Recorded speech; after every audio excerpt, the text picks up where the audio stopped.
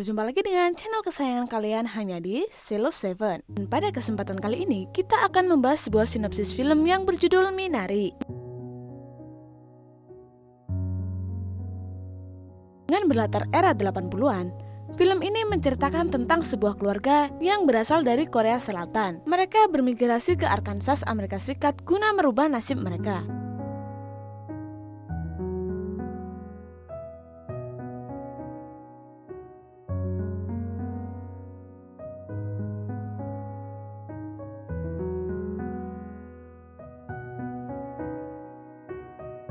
Ingin tahu cerita film ini lebih lanjut?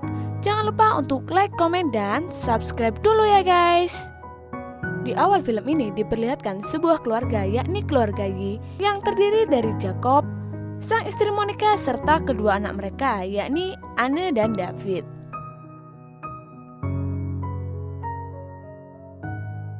Mereka mengawali perpindahan mereka ke Arkansas.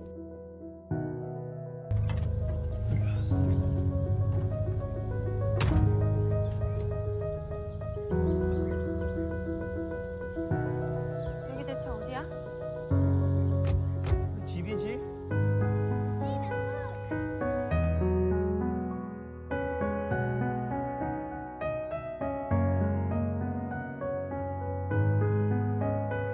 그러지 말고 Diceritakan pula, Monica kurang begitu setuju atas perpindahan mereka di tempat tersebut. Pasalnya, tempat tersebut jauh dari pusat keramaian kota. Terlebih lagi, ia memperdulikan kesehatan sang anak, yakni David, yang menderita sakit jantung lemah, hingga ia menginginkan untuk tinggal di tempat yang dekat dengan rumah sakit.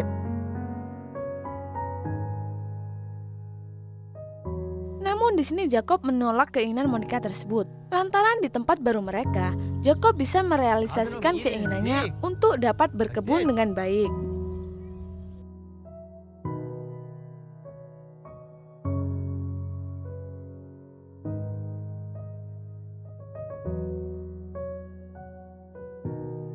Diceritakan pula, mereka berdua bekerja di sebuah peternakan ayam sebagai ahli peneliti jenis kelamin ayam. Di hari pertama mereka bekerja, mereka mengajak David dan Anne untuk bekerja bersamanya. Dikarenakan di rumah tak ada yang menjaga dan mengawasi mereka. This here is Mr. Jacob, Monica Yi. Yi, an expert chicken sexer, worked in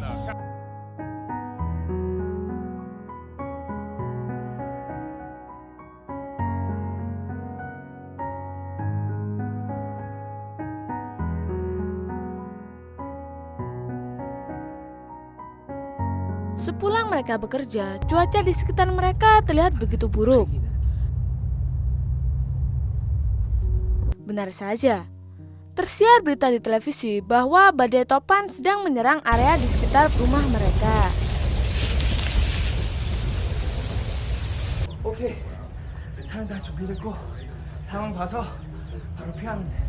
Mengetahui hal tersebut, bukannya Jacob membawa keluarganya untuk menyelamatkan diri, ia malah menunggu kabar selanjutnya dari pergerakan badai tersebut. Dan karena sifat keras kepala suaminya, Monica pun tak tahan. Hal tersebut mengakibatkan terjadi perselisihan di antara mereka berdua.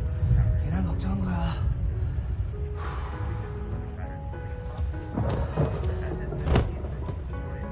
당신 지금 미쳤어? 누가 누구더러 미쳤대? 당신 우리 애들 우리 애들을 위한 거라고 솔직하게 말해. 나 10년을 일했어. 10년 매일마다 병아리 똥구멍만 쳐다보면서 뼈 빠지게 일했어. 다들 잘 살잖아. 잘 살긴 뭐가 잘 살아? 우리 엄마 우리 대체 누굴 얘기하는 건데? 됐어! 새로 시작한다고 그랬잖아. 이게 그거야. 이게 당신이 말한 시작이면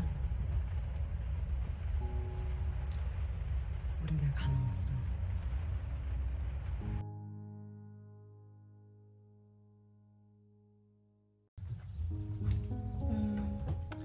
Keesokan harinya semua berjalan begitu normal. Monica berusaha menerima keinginan suaminya tersebut. Dan mereka pun berencana mengajak ibu Monica untuk bermigrasi bersama mereka. 데이빗, 한국 사람은 머리를 써. 오케이? Jacob pun mulai merajut mimpinya. Ia mengajak David untuk mempersiapkan kebun mereka. Mereka berdua memulai menggali sumur. 데이비, 우리가 그 스튜피드 스틱 썼어? 어떻게 찾았어?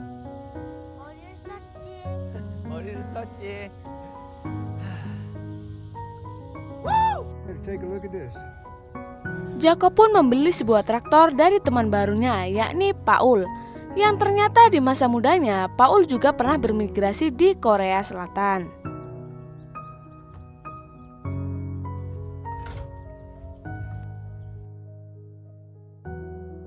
Mengetahui sang suami telah memberi traktor tanpa berdiskusi dengannya, Monica pun merasa kecewa. 그냥 투자야. 다 갚을 거야. 걱정하지 마.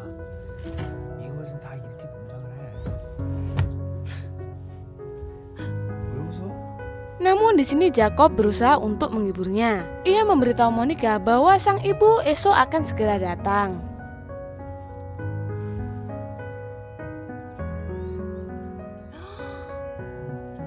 Keesokan harinya pun telah tiba.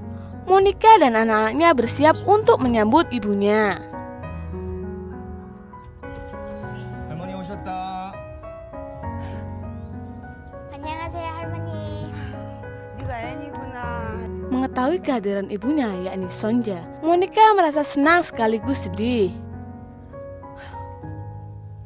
드디어 오셨나 봐. 내가 그렇게 보고 싶었니? 에이, 나도 네가 그렇게 보고. Ia juga merasa malu karena perekonomian keluarganya yang belum membaik. Di sini Sonja berusaha untuk menghibur anaknya. Sonja membawakan beberapa oleh-oleh untuk anaknya. 받아도. 아니야, 엄마 아니야. Ia pun memberikan beberapa uang tabungannya untuk anaknya. Hal tersebut membuat Monica semakin sedih.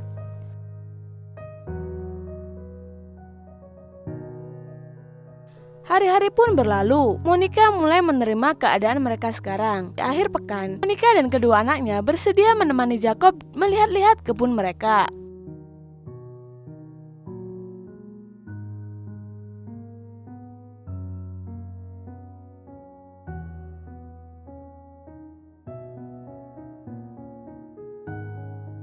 Ditemani dengan Paul, Jacob memulai kegiatan berkebunnya.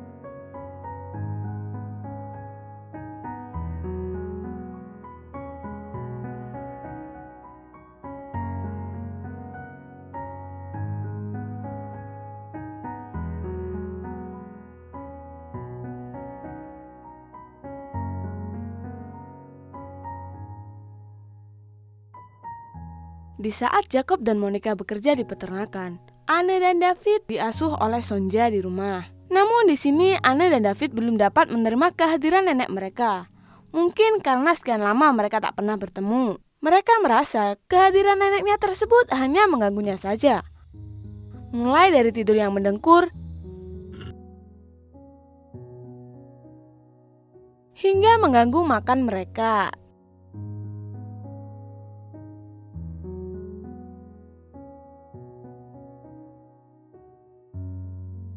Namun di sini Sonja tak menyerah begitu saja. Ia mencoba mengakrabkan diri dengan cucu-cucunya. Ia mulai mengajak cucunya untuk bermain poker.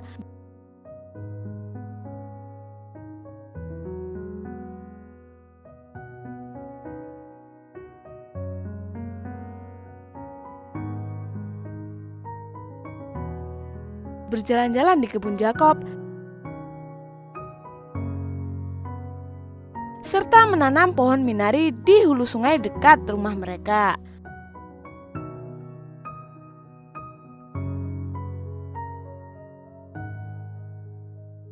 그 정도면 아까 써서 충분하지. Namun di sini Jacob masih merasakan bahwa Monica belum dapat menerima dengan seutuhnya keputusannya untuk tinggal di tempat tersebut. Melihat istrinya yang selalu gusar, ia pun berencana mengajak istrinya untuk pergi ke gereja.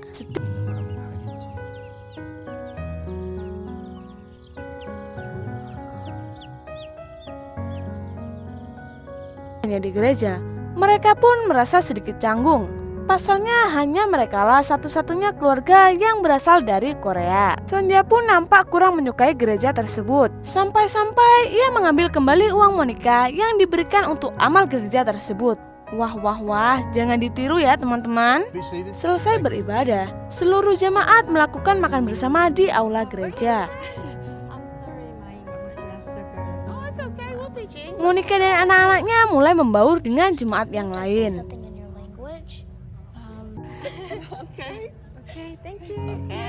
Namun di sini Sonja kurang menyukai kegiatan tersebut, dan Monica pun menyadari akan hal itu. Dan saat perjalanan pulang, Monica meminta kepada Jacob agar tak membawanya ke gereja lagi.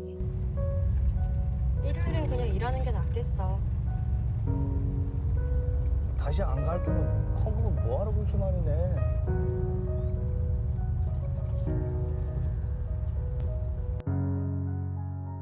Di sini David masih terlihat belum menyukai kehadiran neneknya. 할머니는 진짜 할머니 같지 않아요. 나 산에서 온 이슬머리나 갖고 와. 그거 마시자. 싫어. 싫어? 이리 와. 아이고, 프리티보이. I'm not pretty. I'm good looking. Di saat Sonja meminta tolong David untuk mengambilkan minuman herbal miliknya, David justru mengganti minuman tersebut dengan air kencingnya, guys. Hehehe, ada-ada saja ya si David.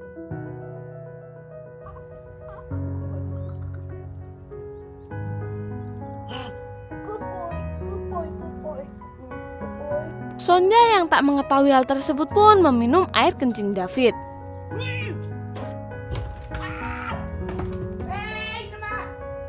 Hal tersebut membuat David mendapat hukuman dari ayahnya. 손 잡지 마.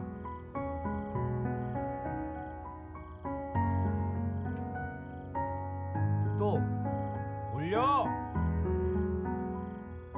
똑바로 올려.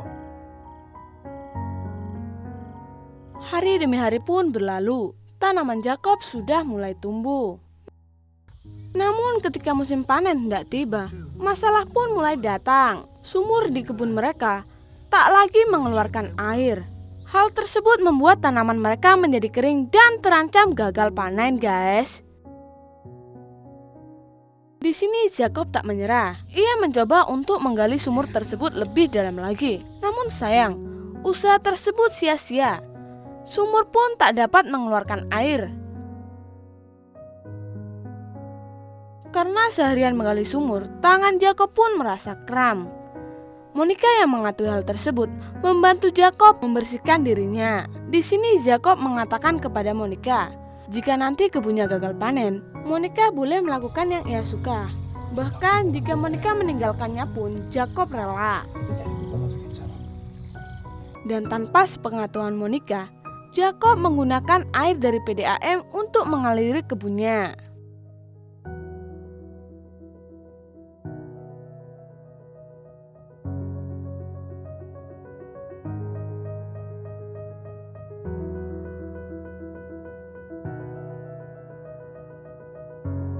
Beruntung cara tersebut dapat menyelamatkan panennya.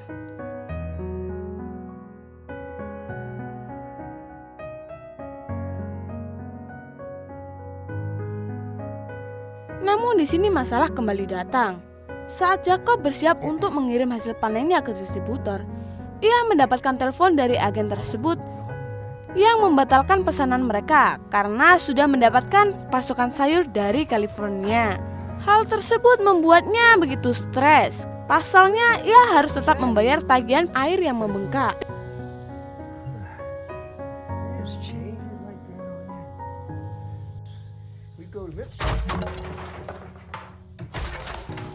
I'm still paying for water. We'll take it to Sedangkan persediaan air di rumahnya pun sudah habis.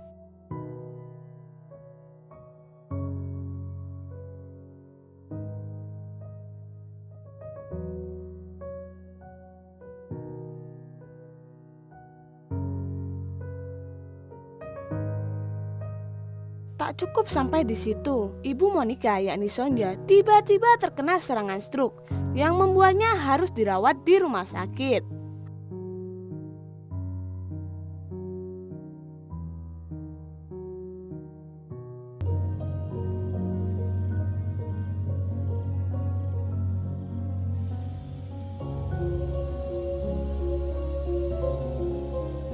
Hari-hari pun berlalu. Jacob dan Monica berencana membawa David ke rumah sakit guna memeriksakan keadaan jantungnya. Jacob pun mempersiapkan beberapa sayuran yang ia miliki guna dipromosikan ke beberapa agen distributor yang ia kenal.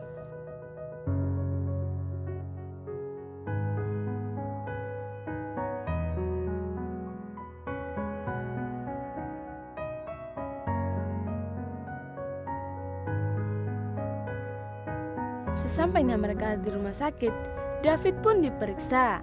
Dokter pun memberi kabar baik kepada mereka.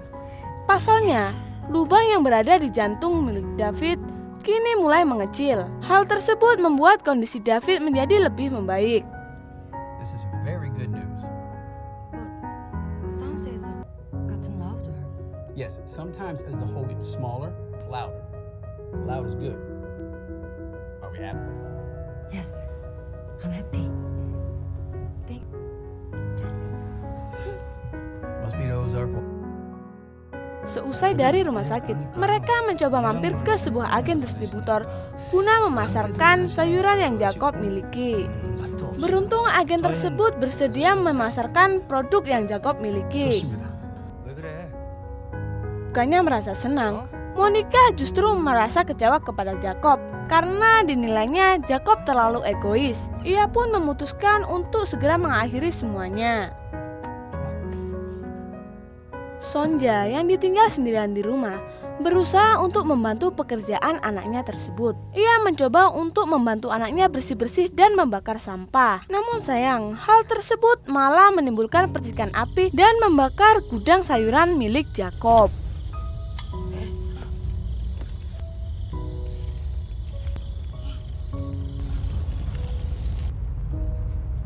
Jacob dan keluarganya pun bergegas untuk pulang. Namun, ketika hendak sampai di rumah mereka, Monica mencium bau asap yang mencurigakan. Ia pun melihat percikan api yang muncul dari gudang sayur suaminya. Mengetahui hal tersebut, Jacob dibantu dengan istrinya menyelamatkan sisa-sisa sayur yang dapat diselamatkan. Namun sayang, karena api terlalu besar, mereka tak dapat menyelamatkan gudang tersebut.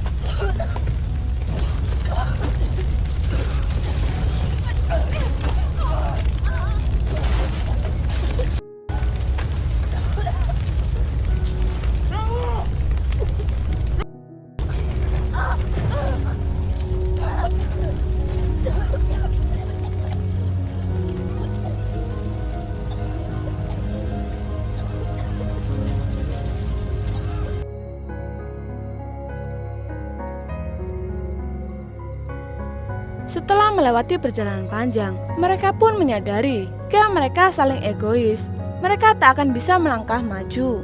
Di sini Monica memutuskan untuk membantu suaminya memulai perkebunannya kembali.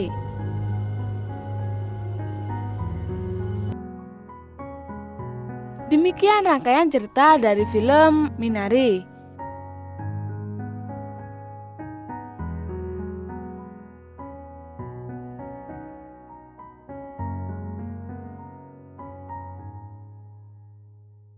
Jangan lupa untuk saksikan sinopsis cerita dari film yang lain hanya di Selo 7.